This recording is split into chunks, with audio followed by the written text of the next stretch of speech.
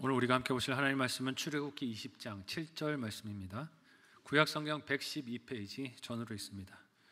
출애굽기 20장 7절 말씀을 우리 다 같이 한 목소리로 합독하시겠습니다. 너는 내 하나님 여호와의 이름을 망령되게 부르지 말라.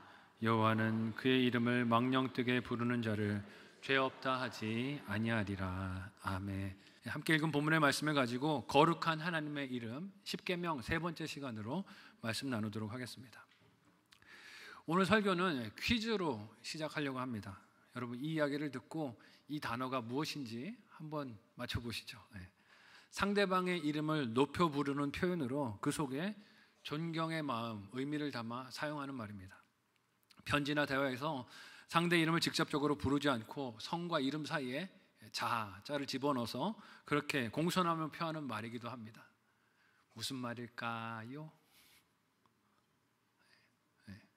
궁금하십니까?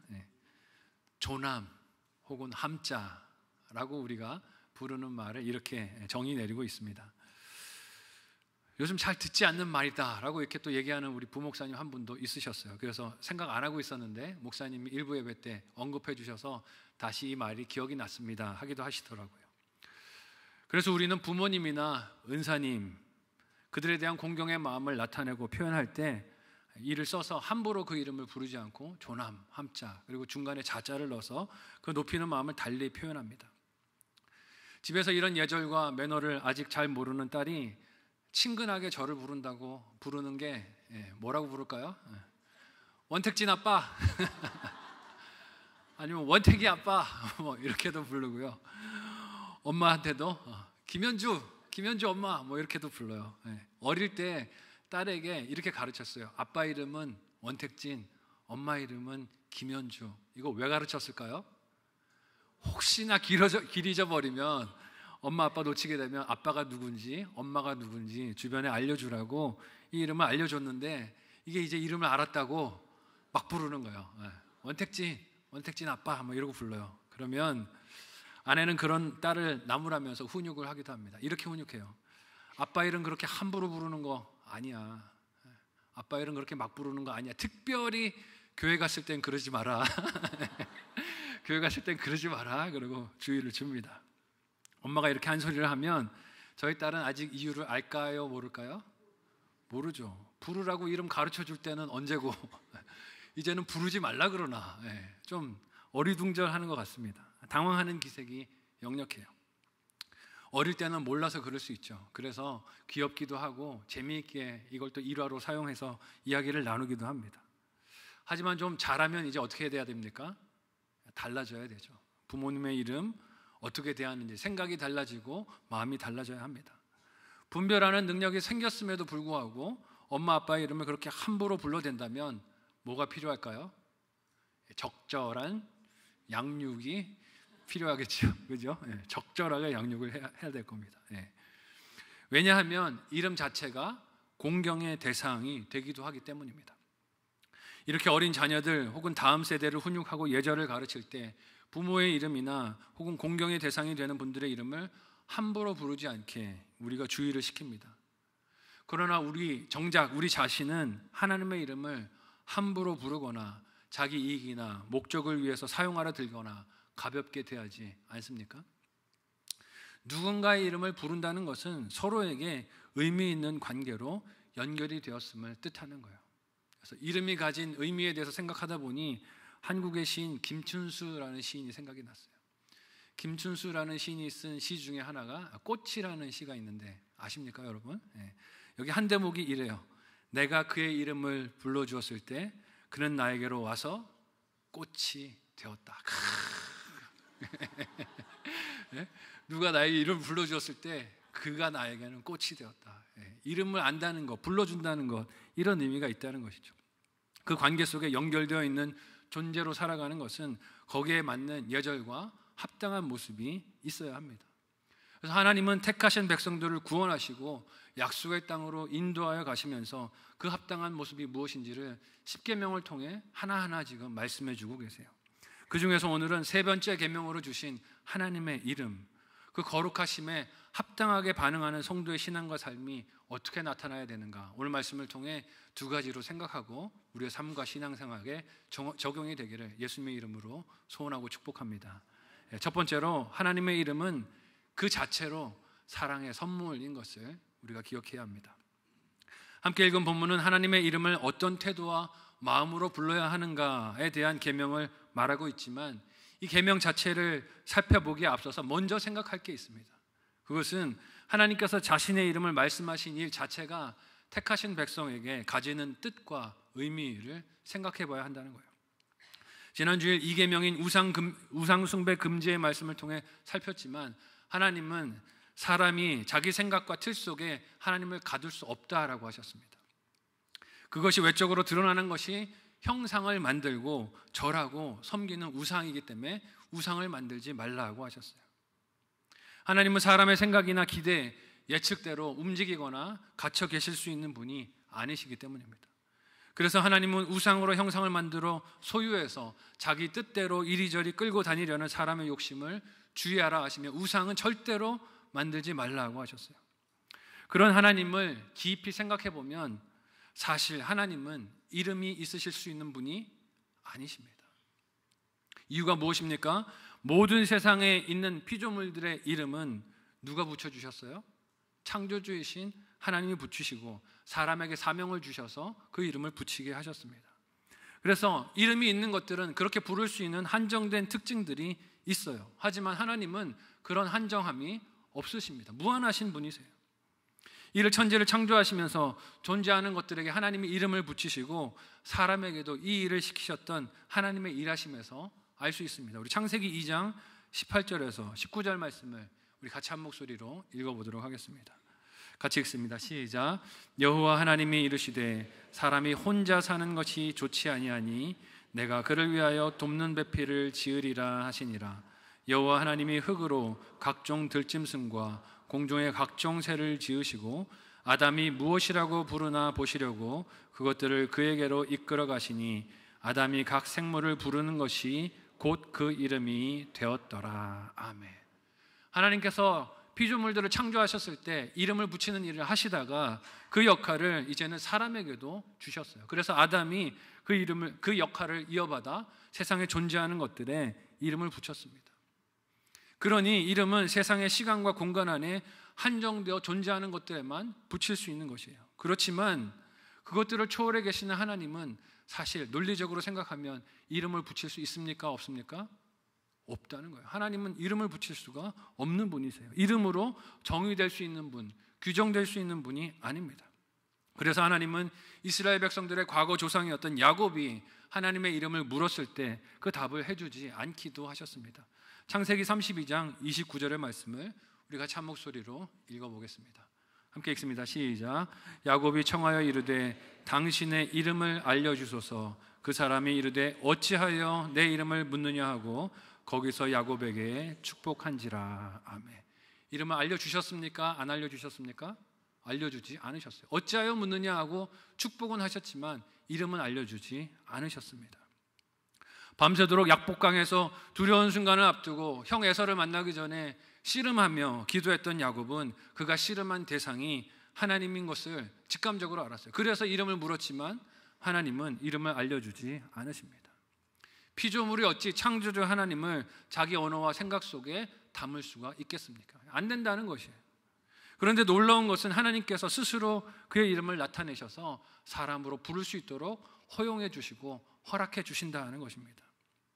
왜 이름 안에 갇히실 수 없는 하나님께서 이름을 사용하시는 것일까요?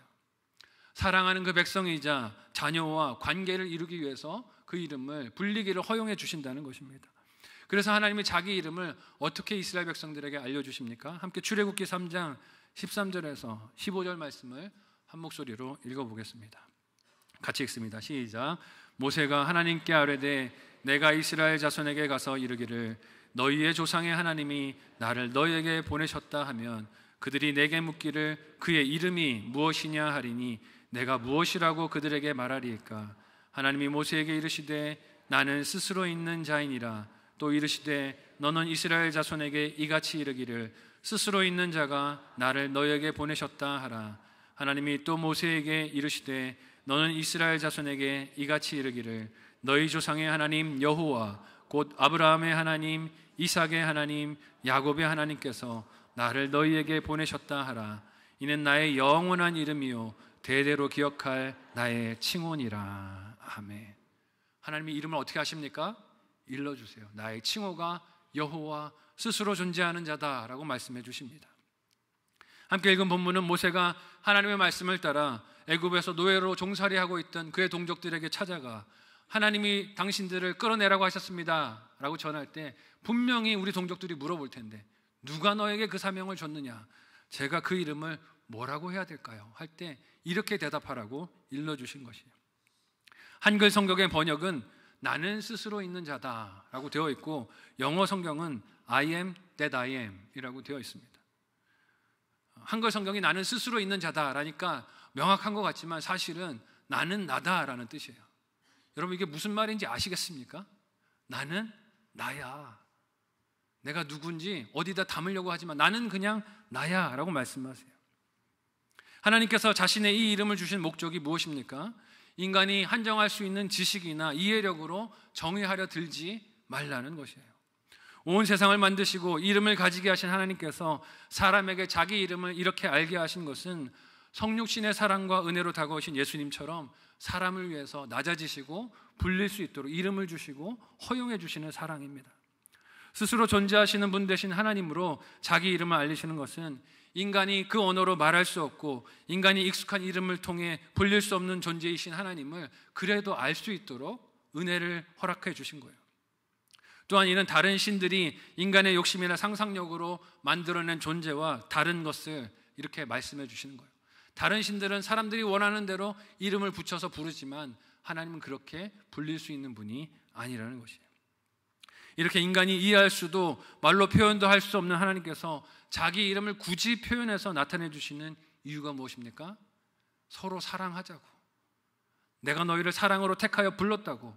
택하신 백성과 특별한 사랑의 관계를 맺으시고 그들을 구원하시기 위하여 내가 너희를 택하였다고 하나님의 이름을 일러주시는 거예요. 하나님을 알고 믿지 않으면 구원받을 길이 없으니 그 하나님께 부르짖을 수 있도록 하시려고 이름을 일러주신 것입니다. 하나님의 이름을 불러 그 하나님의 도우심을 받으라고 자기 이름을 알게 하시는 것이에요.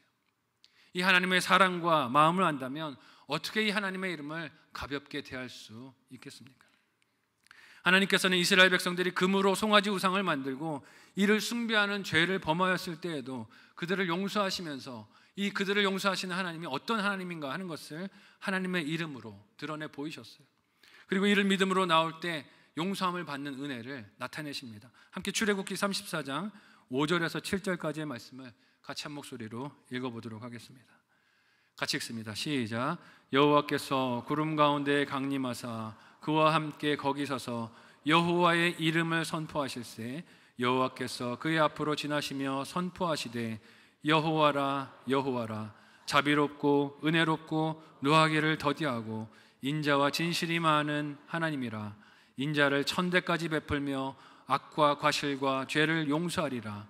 그러나 벌을 면제하지는 아니하고 아버지의 악행을 자손 3, 4대까지 보응하리라. 아멘. 우상을 만들어서 하나님을 배역했던 바로 그때였어요. 하나님의 마음이 얼마나 아프셨겠습니까? 계명을 바로 주시고 계시는 그때 우상을 만들어서 섬기던 이스라엘 백성들이었습니다. 그런데 하나님께서 죄를 범한 이스라엘 백성들에게 알려주신 것이 무엇입니까? 하나님의 이름을 알려주세요. 그들이 용서를 빌 하나님의 이름이 무엇인지, 하나님께 부르짖을 그 이름이 무엇인지, 그 하나님이 자비롭고 은혜로우시며 노하기를 더디하시며 인자와 진실이 많은 분이시라는 것을 그의 이름으로 알게 하십니다. 이처럼 하나님의 이름은 우리를 향하신 크고 놀라운 사랑을 담고 있고 우리의 구원을 이루는 능력이 있는 줄로 믿으시기를 바랍니다. 하나님을 부를 수 있는 게 얼마나 큰 은혜입니까? 그래서 요엘서 2장 32절은 이렇게 하나님의 이름을 부르는 은혜를 선포합니다. 같이 한 목소리로 읽어보도록 하겠습니다. 같이 읽습니다. 시작.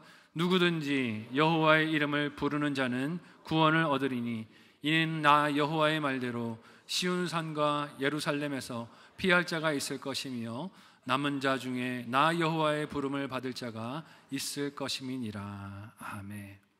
이 하나님의 이름을 늘 부르는 저와 여러분들이 되시기를 예수님의 이름으로 간절히 소원하고 축복합니다. 이처럼 하나님의 이름에 담겨 있는 우리를 향하신 큰 사랑을 늘 살아가고 기억한다면, 감사한다면 어떻게 하나님의 이름을 함부로 부르고 이용할 수 있겠습니까? 한번 생각하고 적용해 보시기를 바랍니다. 첫 번째 묵상 적용 질문을 드립니다. 첫 번째는요, 하나님을 나는 자꾸 부르십니까? 하나님을 자꾸 부릅니까? 위기와 어려움에서 찾는 다른 이름은 무엇입니까? 생각해 보시면 좋겠어요. 두 번째로, 하나님의 이름은 거룩하게 불려야 한다라고 말씀하십니다. 이처럼 하나님께서 자기 이름을 사람들에게, 인생들에게 알려주신 것은 그 이름을 부르도록 허락해 주신 놀라운 은혜이며 사랑입니다. 하지만 그 사랑은 어떻게 우리의 삶과 입술을 통하여 응답되어야 할까요? 오늘 함께 읽은 본문을 다시 한 목소리로 읽어보도록 하겠습니다. 출애굽기 20장 7절의 말씀을 같이 한 목소리로 읽겠습니다. 시작. 너는 내 하나님 여호와의 이름을 망령되게 부르지 말라. 여호와는 그의 이름을 망령되게 부르는 자를 죄 없다 하지 아니하리라. 아멘. 하나님이 그의 백성들에게 하나님의 이름을 부르라, 그 이름을 부르고 부르짖도록 허락해 주셨지만 망령되게 부르는 것은 금하십니다. 여기서 한글로 번역되는 부르다라는 말과 망령되다라는 말의 뜻이 무엇일까요? 먼저 부르다라는 말은 하나님의 이름을 언급하는 모든 일들을, 가능한 일들을 다 뜻하는 것이에요. 강단에 서서 설교만 하는 것이 아니라는 것입니다. 설교에서 하나님의 이름을 말하는 것뿐만이 아니라 어떤 맹세나 남을 저주하면서 하나님의 이름을 언급하는 것, 혹은 일상적인 대화 속에서 하나님의 이름을 언급하는 모든 행동들이 다 하나님의 이름을 부르는, 지칭하는 일들이 된다는 것입니다. 그러므로 오늘 본문에서 말하는 여호와의 이름을 망령되게 부르지 말라 하는 말씀은 단지 하나님의 이름을 아예 부르지 말라 하는 금지나 약속, 혹은 누군가를 저주할 때 하나님의 이름을 함부로 사용하지 말라 하는 차원의 이야기가 아니에요. 하나님의 이름으로 하려는 모든 말들과 일들을 잘 생각해 보라는 것입니다. 이어서 망령되다라는 말의 뜻은 한글의 뜻으로 보면 좀 해석이 모호하고 어렵습니다. 여러분, 우리가 망령이라는 단어 언제 씁니까? 주로 어르신들이 이제 치매가 오셔서 기억이 흐릿해지고 뭔가 분별을 못할 때, 사리 분별을 못할 때, 늙거나 정신이 흐려서 말과 행동이 정상적이지 않은 것을 우리가 망령이라고 부를 때가 있어요. 혹은 합당하지 않은 말을 하거나 행동하는 것을 뜻할 수 있습니다. 그렇게 적용하면 여호와의 이름을 망령되게 부르지 말라는 것은 정신이 정상적이지 않은 형편에서 하나님의 이름을 부르면 안 된다, 이 정도 수준으로 들릴 수도 있어요. 그러나 원어적인 뜻은 그렇지 않아요. 이 망령되다라는 말의 원어적인 뜻은 허망하게 혹은 공허하게 하나님의 이름을 부르지 말라는 뜻입니다. 영어 성경은 이것을 이렇게 번역하고 있어요. 제가 한번 읽어드릴게요. You shall not take the name of the Lord your God in vain. 마지막 이 부분인데 in vain이라는 말의 뜻이 뭐냐면요, 헛된, 소용없는, 하나님의 이름을 헛되게, 허망하게, 함부로 취하지 말라는 뜻입니다. 근데 우리는 지난주 우상 숭배를 금하신 하나님의 계명과 같이 이 계명도 나는 어긴 적이 없다라고 생각하기가 쉬워요. 하지만 한번 곰곰이 생각해 보십시오. 과연 그럴까요? 우리 일상에서 벌어지는 일들을 보면 하나님의 거룩한 이름이 도용되고 남용되고 오용되고 악용되는 경우가 적지 않습니다. 하나님을 위한 일이란 핑계를 대면서 개인의 이익이나 안전, 편익을 위해서 남을 속이거나 재산을 빼앗거나 상처로 쓰러지게 만드는 일들이 얼마나 많이 있습니까? 이는 단지 몇몇 목회자나 교회 타락한 리더들만을 뜻하는 것이 아닙니다.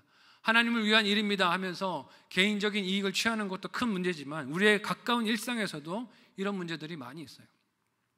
이전 설교에서도 한번 언급해 드린 적이 있지만 사업하는 분들이 기독교인들 혹은 교회 중직들과 거래를 하지 않으려고 한다는 이야기를 종종 듣습니다.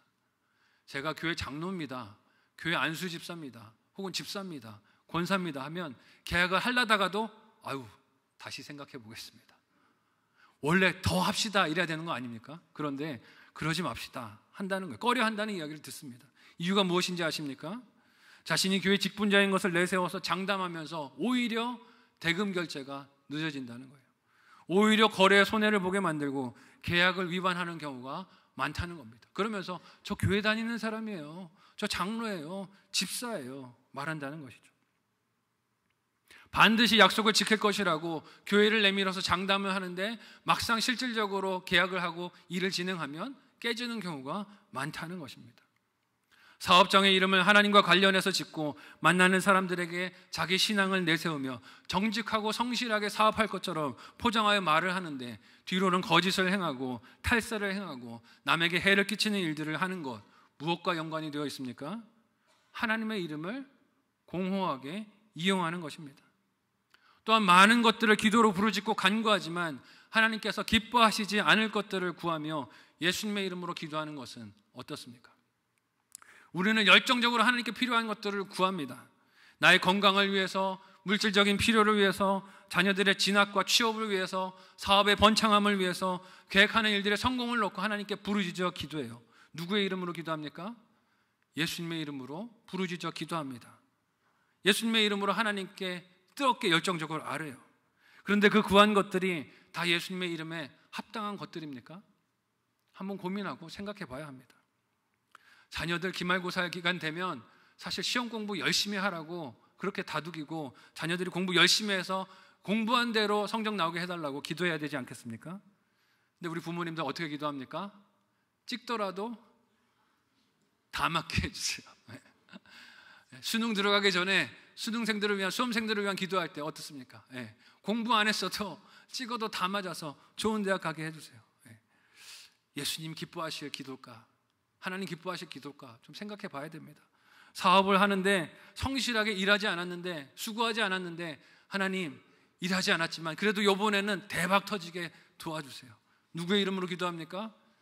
예수님의 이름으로 기도합니다. 예수님의 이름을 그렇게 사용해요.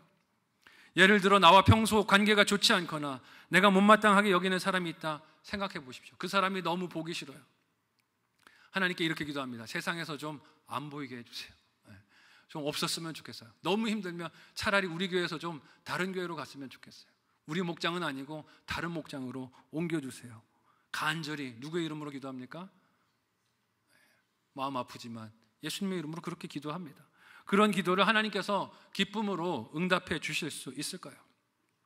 오히려 하나님의 이름을 마치 무당이 남을 저주하는 일을 위해 사용하듯이 망령되이 일컫는 그 행동에 하나님께서 진노하시고 분노하시지 않겠습니까? 하나님의 이름을 그런 목적을 위해서 인생들에게, 성도들에게 주지 않으셨기 때문입니다.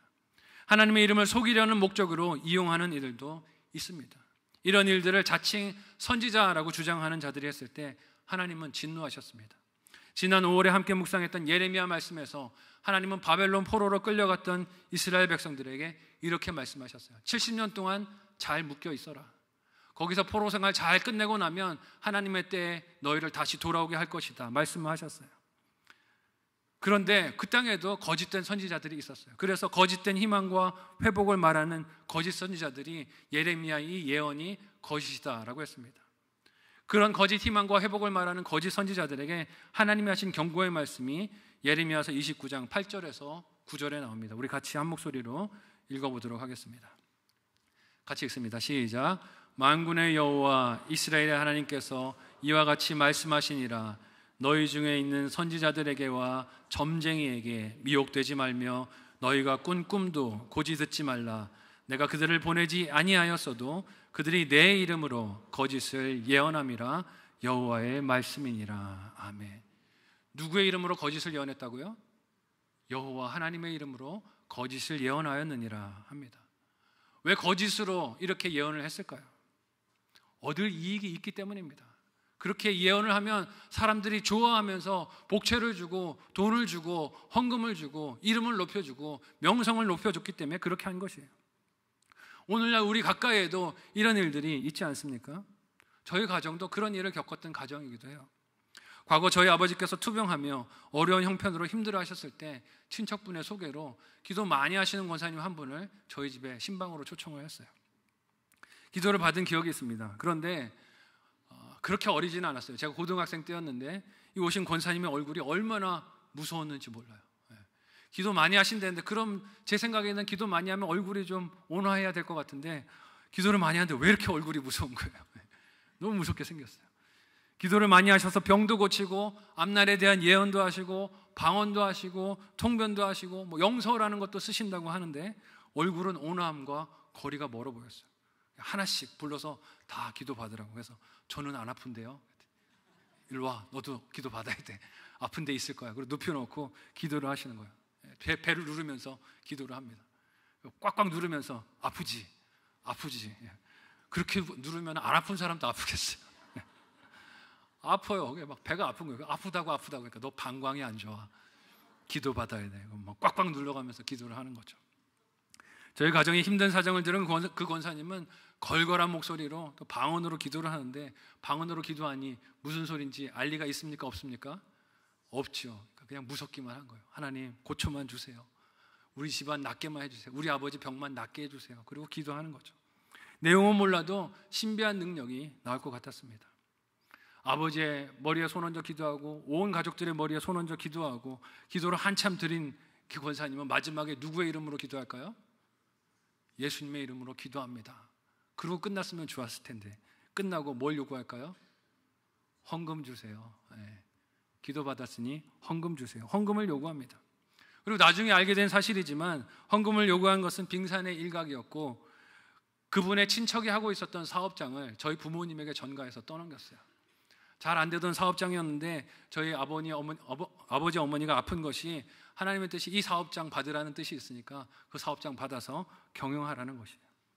저희 아버지 어머니가 그 사업장을 물려받아가지고 2년을 죽을 고생하셨어요. 그러다가 힘들게 손해를 보고 파셨는데 그 시기가 제가 수험생 시기였어요. 고등학교 2학년, 3학년 시기.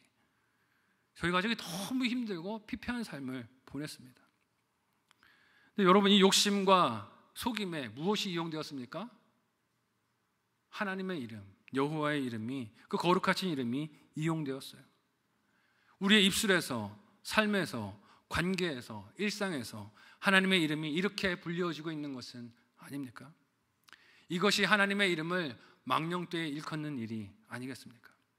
그렇다면 하나님의 이름이 거룩하게 불리는 것은 무엇이겠습니까?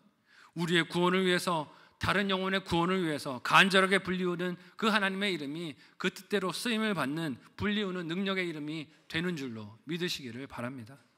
왜냐하면 하나님의 이름은 그 이름을 부르는 자를 구원하시고 도우시는 능력이 되시기 때문입니다.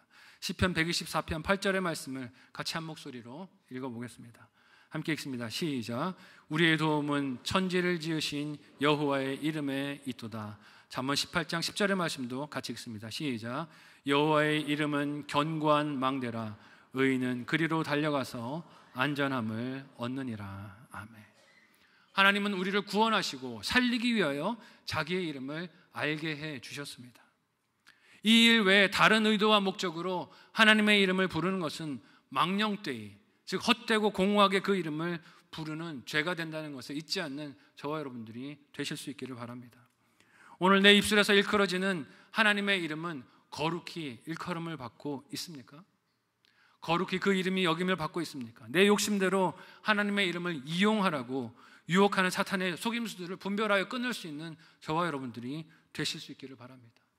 오직 구원을 위해서, 생명을 살리기 위해서 하나님의 이름과 그 권세를 사용하며 하나님의 백성다운 정체성을 잃지 않는 저와 여러분의 신앙 여정이 다 되시기를 예수님의 이름으로 간절히 소원하고 축복합니다. 마지막으로 한번 생각하고 적용해 보시기를 바랍니다. 마지막 묵상, 적용 질문을 드립니다.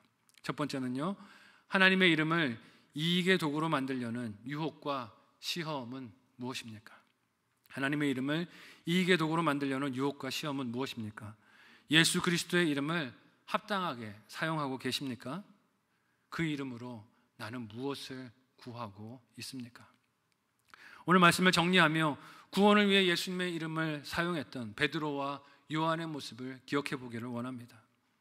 그들은 세상이 힘으로 삼는 것들을 가지지 못한 제자들이었지만 예수님의 이름으로 걸을 수 없었던 한 영혼을 일어나 걷게 하고 찬양하고 구원의 길로 걸어가도록 기뻐하게 하는 능력을 행했습니다. 사도행전 3장 6절의 말씀을 우리 같이 한 목소리로 읽어보도록 하겠습니다.